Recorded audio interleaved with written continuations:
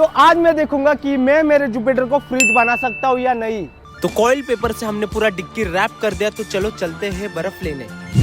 तो बर्फ बहुत ही ज्यादा ठंडा है और धूप भी बहुत ही ज्यादा है। देखते हैं हमारा एक्सपेरिमेंट सक्सेसफुल होता है या नहीं। एक्सपेरिमेंट टेस्ट करने के लिए बहुत सारी चीजें हमने ले ली है।